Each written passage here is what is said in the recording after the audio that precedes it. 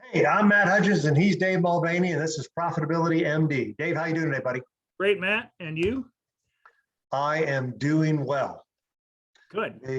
My microphone's not working, so I got to put on the headset, which is kind of like something I had 5 years ago. So anyway, episode 161, 3 not so simple steps to wealth, right? 3 not so simple steps to wealth. This came out of a conversation. We've got our 4 pillars of wealth. Our 4 pillars are: you got a business, use that business to buy real estate, your office building, other revenue producing real estate, retirement plan, use that money to fund a retirement plan, and a wealth accumulation account. Put money, we got wealth accumulation. Talking to one of my clients, and he's a simplifier. He was even simpler than that. So he was like 3 steps. Hey, look, I like what you're saying, the 4 steps, the 4 pillars. I got 3 steps. So we'll debate kind of, his 3 steps to building wealth. He said it's real simple. It's only 3 things. You got to make money. You use your business to make money. You got to use your business to save money, and then use your business to invest that money. So those were his 3. Hey, you got to make money, save money, invest money. So let's put it out there. Yes, he's right. But this is why I'm calling this 3 not so simple, because of course, make money, save money, invest money. That's great advice on paper. Right. But now, how do you go about doing that? And that's why we're having this discussion. So first one, make money. So you're talking about using the business to make money, which goes back to a lot of our coaching stuff, right? It's, we can find you $50,000, $75,000, $100,000. You got to have the business. It's got to make money. And at first, it just makes enough money to cover your basic needs, right? If that's all your business is doing, that's not enough. That's what you and I always talk about. Hey, you don't have a business, you got a job, right? You need the business to generate more money than that. It doesn't just need to generate enough money to pay your bills. That's just a job. It needs to generate excess cash flow to do all this other stuff. Yeah, and so the first step in this thing is to make money, but that assumes that you have the discipline to take money, regardless of how much you're making. I don't care if your business is making $50,000, like you're paying yourself $50,000 a year, and that's it. You better be taking $5,000 off that 50 and putting it somewhere else. Meaning outside. Even if your business sucks, you still have to discipline yourself to you making money to save money. Like most people say, well, my business is just getting going, and all of a sudden you got $100,000 a year of income, but you're still not saving because your lifestyle. It's funny how it creeps up, right, with your income. That goes his version of save money, and his simplified version, which is goes back to kind of the pay yourself first, the profit first model. It's track your spending, set a savings goal, put money away automatically. So he's trying to cover what you just said in his little, so you make the money, then automatically you save, right? You do this Profit First is a great book. We've talked about it. We love talking about it. We teach people that, where it's, hey, you put a certain amount of money away every month for taxes. You put a certain amount away for savings. Yep. You put a certain money away for lifestyle stuff, sure. Pay your bills. So he would say that he would automate his savings by doing some version of a Profit First or and that's automatic. Mike Michalowicz. Mike Michalowicz's Profit First. Prior to Profit First, though, was E-Myth. Yes. Okay. Gerber. I can't think of his first name. Yeah, that's right. He really stressed this. But you can go back even before E-Myth and go to Robert Kiyosaki, which is probably the book that opened my eyes most. But let's just agree that your guy's right. Step 1 is make money. Now, I would add to make money, which you already said. Bless you. In business, you got to have a business. If you really, because you can make $200,000 a year working for someone else, and that I don't believe will supply you enough to build out the 4 pillars if you just had a job all the years to really build your dream life. Correct. Yeah, you need a business to do what we're talking about with the 4 pillars. I totally agree. So make money is just not enough. Have a business. So we agree on step 1. Step 2, save money. That's great. His step 3 is invest money. Now this is where you are an absolute expert in building retirement funds, tax benefits through retirement, all of that. And so, yeah, you can invest money, but if all your eggs are in one basket.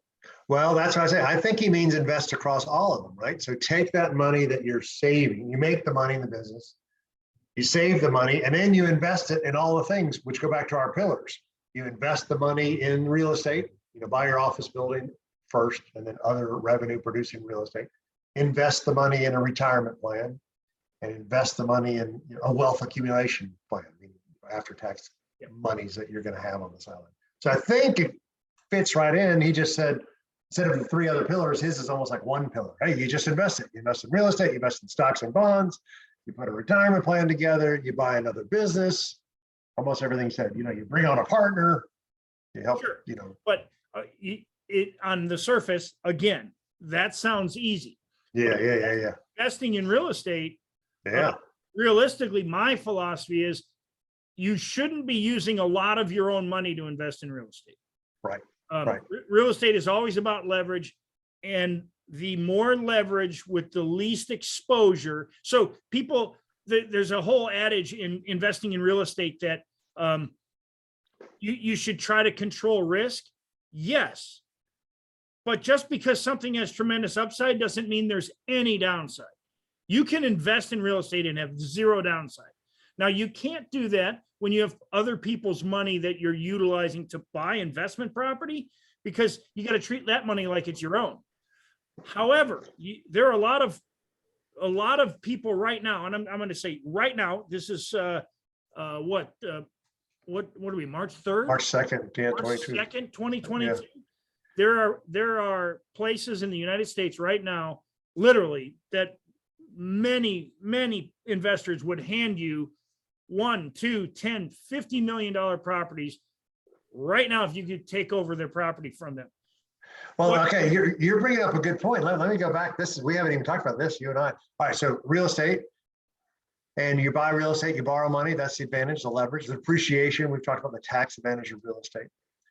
In your world, I'm just asking, because I have guys that they buy the property, they borrow the money, but eventually their goal is, hey, I don't want any debt. I'm going to pay it all off, and then I'll just own the building, and all the cash flow comes to me because I'm not paying any debt. It comes to me, and I use that, and I spend that, and some of that is tax-free because of the depreciation. Are you saying, I'm asking, I have no idea, that would you always have debt on a real estate building forever? In which case it's fine. I'm just curious. I know we never talked about this. Right? No, I don't believe that debt. There are some investors, I believe the end result, the end goal is to own a heavily cash flowing asset. Okay. That you have to modernize every 10 years. So you build up depreciation again, but to own a very heavily cash flowing asset that you own free and clear. So my goal is. Okay. Yours is to get free and clear. Okay. But how you acquire that asset. Yeah. You need to borrow money to acquire it. Yeah. It should be borrowed money from other assets. Yes. Now this is very advanced. So let's say you own let's just say you have a asset that's worth $15 million and you've got $6 million of your own equity in it. Right. So you refinance that equity. You take out $3 million borrowed money. Yep. You take that borrowed money and you go buy another asset. And so now you don't have any tax on that money and you go buy a cash flowing asset. When you buy that asset, especially if you're buying an opportunity zone or whatever, you can get a lot of other incentives. And you could also invest money, your own money, into that asset, and like if you want to improve the asset. So to answer the question is, it's all in how you acquire that initial asset. If you do it with borrowed money, then you're in a different world. When I say borrowed money, because then now you can liquidate that other asset, it pays off all those loans, and you didn't pay tax on that legally. No, that's good. No, that's good. So, but eventually you might want to own, because I got some real estate guys that, they build 4 properties, 4 strip centers. They sell 3 of the strip centers. They keep the last one because free and clear. They made the money on the other 3, other people's money, and they just bought the 4th one themselves and kept it. And they go build another 4, borrowed money, sell 3 of them, but take all that money to pay off the 4th. So now they own 2 free and clear. And they just keep doing that as a strategy. Or there's another guy that I have that does a little different, where he'll build 4 strip centers, sell them, but he'll always keep, 10 to 20%. So his is almost the opposite, where he just wants 10 to 20% of 10, 20 different properties that he's not even running anymore. He's just getting, a cash flowing property like you talked about.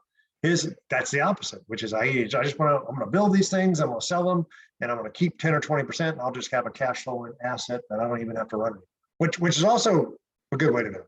Well, there is no right or wrong way to do anything. Yeah. That's the thing about real estate, is it's so unregulated. It's so regulated, but it's also so unregulated. So it's crazy. But it's not just real estate. You can buy companies that way too. But yes, good point. There is no right or wrong way. But I do think the end goal in real estate is you pick a number. Let's just say you wanted to retire with $50,000 a month of income.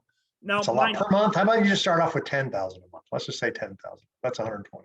10,000 a month. If that's what you really want, I think you should spend 30 or 35 years working, investing, somewhere in the area of $500 a month, and you can build up a $10,000 a month income without ever going into real estate, without ever risking. You could build all that in your retirement funds. If that's what you really want to retire on, but if you really want a higher number. Well, you can have 10,000 in real estate though too. Yeah. Okay. So let's say you want a $10,000 a month. You can argue that you could get there, but you're going to have to be somewhere, if you're going to own it free and clear, probably somewhere around income producing in the 30 to 40,000 a month. Because you can figure 50% of your income is going to be to maintaining the asset. That means, that's a good point. Okay, really. Overhead. So 50% of your income. So you're going to need 40,000 net if you want 10, you're going to need 40. So you got 50% percent going to the asset. 20,000 is now coming in, but you got to picture, if you own that free and clear, that up to 50% of that could be tax. So you don't know what taxes are going to be like in the future. So if you want a $10,000 a month income, it's really going to take you to get to 40. This is good math. All right, what you're saying, and I bet a lot of people just look at it as basic. Hey, I want 10,000 a month. I just need a property or several properties, but I have 10 rental properties that produce 1,000 a month. That's 10,000 a year in cash flow.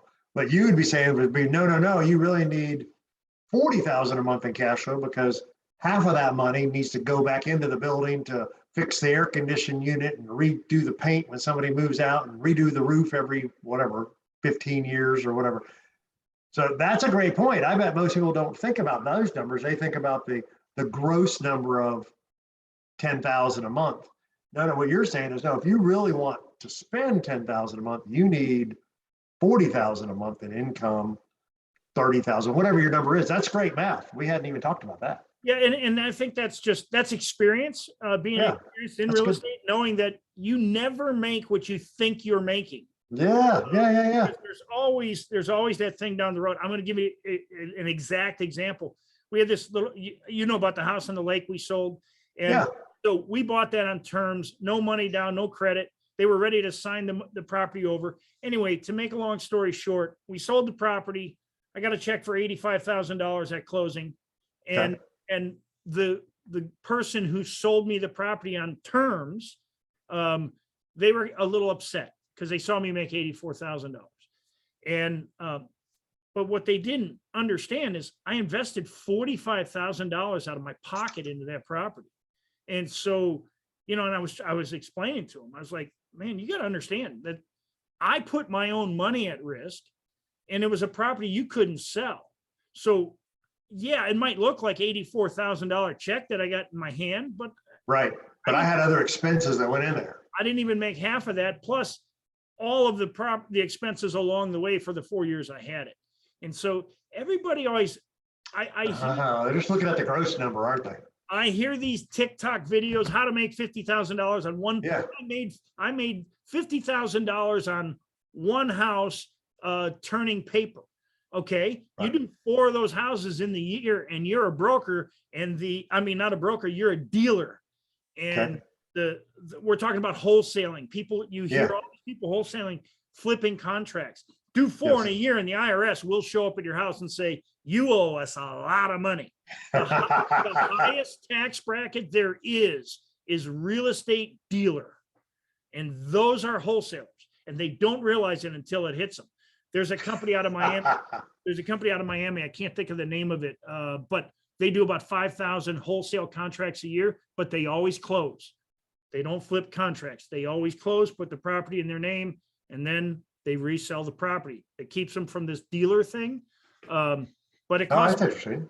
costs money to close. It does. So they own their own title company. So I know this wasn't. I know we went down a hole, but I like this. This is good. So the 3 simple ways were to make money. You got to use your business. You got to make money. It's got to cover your basic needs, but then some. And he was saying you got to save money, which goes back to, like you were saying, manage your spending, make sure you're not spending everything you make, start to automate your payments, profit first, or saving 10%, you believe in tithing, giving to the church 10%, whatever your numbers need to be, but automate that. And then investing, we would say, okay, invest in the real estate, whether it be your own building or another commercial property, invest in a retirement plan, put some money away, pre-tax and all that stuff, invest in some after-tax money. People use money you pay taxes on, will put in stocks and bonds that will be used to generate cash at a future date, whether it's dividends or capital gains, or buying another piece of real estate or business, which goes back. So one of the things about the real estate pillar, and I've never stressed this enough, Yeah. I don't believe you should go in the real estate pillar until you are fully funding your retirement accounts. Oh, no, that's a good point. Okay. That means, okay, so let's just say you own a company and you have a 401k for your employees. That Yep. means you're matching 4%. So you are at least putting 4% of your own money in, and you're matching there. So that's fully funding your Well, retirement. you can put away $27,000 yourself, and Yep. then you get the 4% match. So what you're saying is, let's just say it's you're paying yourself 100 grand, so that's $4,000 on top of the 27. So you're saying don't do the real estate till you're putting 31,000 a year in your 401k. You really should be fully funding your retirement account. Okay. Unless you I hadn't can thought do of it that real way. estate without any money, Yeah, or yeah, that's a different story. But Okay. the thing is, if you have kids I think you should be fully funding a college fund for them, so they at least have the choice. And Okay. and I'm not a big proponent of Right. like you got to go to college. I don't believe that that's the right path for everybody. But at least if you fully fund your kids' retirement college funds, they have the choice. And Okay. so then that's not a concern, because there's nothing worse than all of a sudden your son or daughter is 18 years old and they get accepted to some Ivy League college, and you're going to try to Right. figure out how to pay for that. And you have no money saved for their retirement account or for their college fund. So Yeah.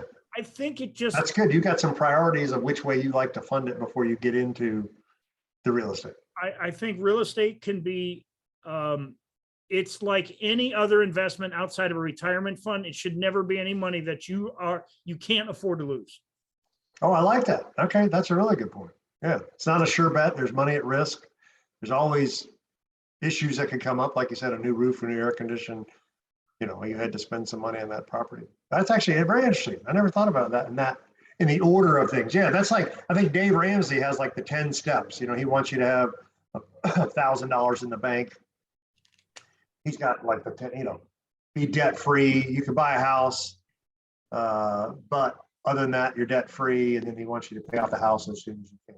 So he kind of has an order to things. So Dave Mulvaney has an order to things, is what we're saying. Yeah. Dave's got, all right, before you get into it, you got your business, we're making money, we're paying your bills. Think you need to start a 401k. Then we start to buy some real estate. Fund a 401k, fund a college 529 plan or whatever, prepaid, you're in Florida, you can prepay some Florida stuff. And then go into real estate. That's kind of your order. Okay, that's good. I hadn't thought of it that way. My son got 2 years into college and was like, this ain't for me. And so I took the 529 and I rolled it over into my daughter's 529. Yes, right, you can do that. Of course, the Florida prepaid, they cut us a check. So the balance of his, Right. so they cut us a check, which was the same amount we paid in. Yeah, So yeah. it's not a great investment if your kids don't go to. I understand. Yeah. It's very hard. More and more states are making it nearly impossible. If you live in the state, you got to have phenomenal grades to get into the college, because they know That is true. Yes, it is. It's the craziest thing. We're digressing again. I got 2 kids. You got 2 kids. And so in-state is getting hard. I'm in Georgia, so going to Georgia is hard. Going to Georgia Tech is hard. Going to Florida State, going to Miami, very hard. Yeah, but then you know what happens if you go out of state, like out of state public schools. If a Georgia kid goes to Florida, that's 50,000 a year. Yes. That's a lot of. If a Georgia kid goes to Auburn or a Florida kid goes to Auburn, that's 50,000 a year. That's tuition. That's out of state tuition, and that's room and board. So you got a place for the kid to live and to eat, right? That's a lot of money. Big difference between going an in-state and doing a prepaid thing where you paid.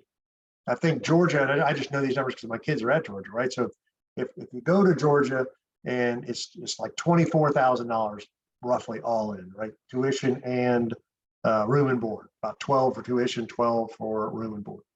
But if you get the Hope Scholarship, which pretty much to go to Georgia, you had to have good grades in order to get in, you pretty much have to have them. In that case, you're getting tuition mostly free. Sometimes you have to pay some fees, but you're still paying $14,000 a year because your kid needs to be housing and food. And if they do other activities, sports or sorority or fraternities or whatever like that. So it's not free. You're still paying 14 grand, but it's not 50 grand. Yeah. And then if you go to private colleges, I know these numbers because of my other stuff, $70,000, $80,000 per year, which is just berserk.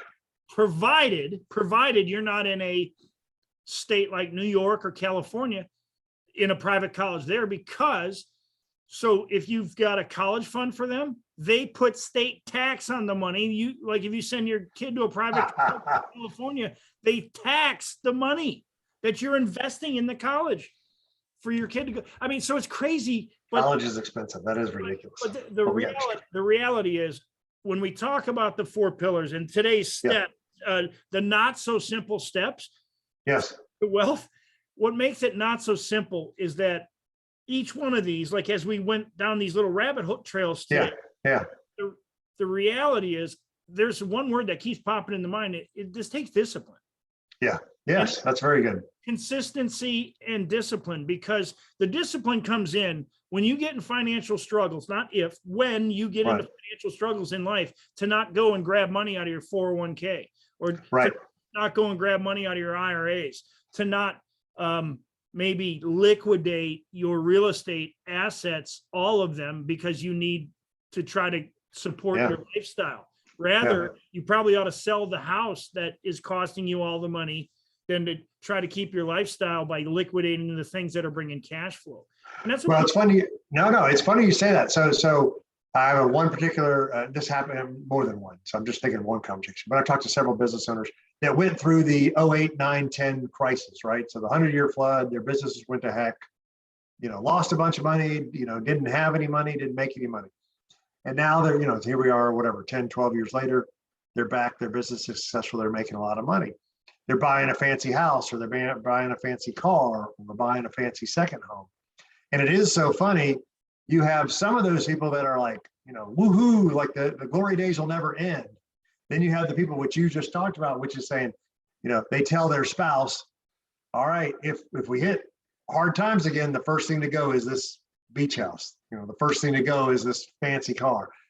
So it's funny you say that, in that there are, which is probably a better way to be, right? To have the discipline to say, look, I'll spend the extra money and buy you this fancy house, or we'll buy a fancy beach house or lake house or whatever. But knowing if 08 hits again, you've almost pre-signed, you pre-agreed with me, Dave, that we're freaking selling the beach house if my revenues fall below a certain dollar amount. Now, whether that would really happen or not, I don't know, but at least they have the discipline to have the conversation up front.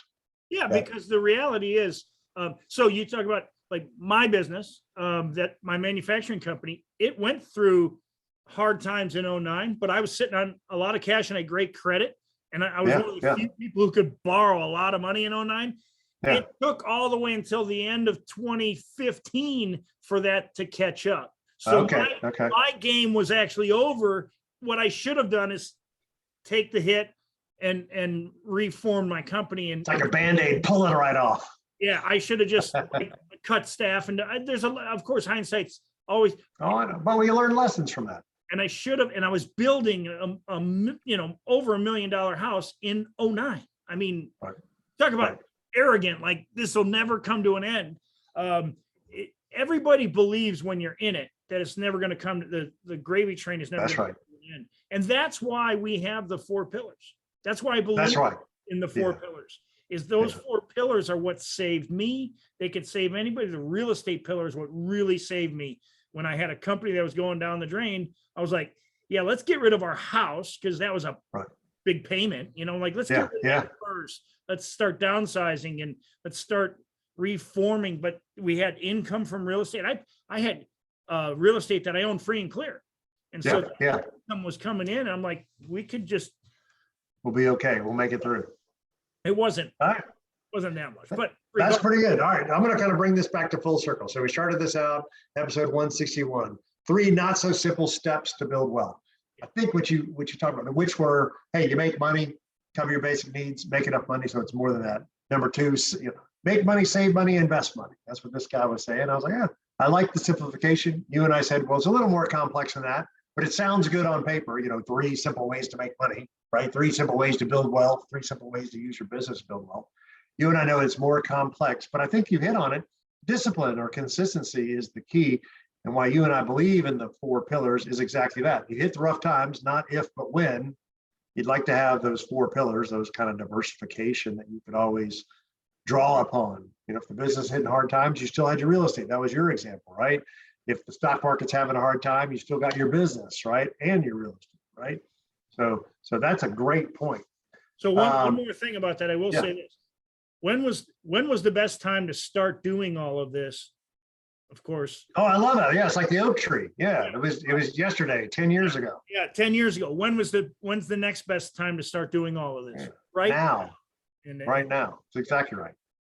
That's exactly right. And that's a great point. I totally agree with that. We were, yeah.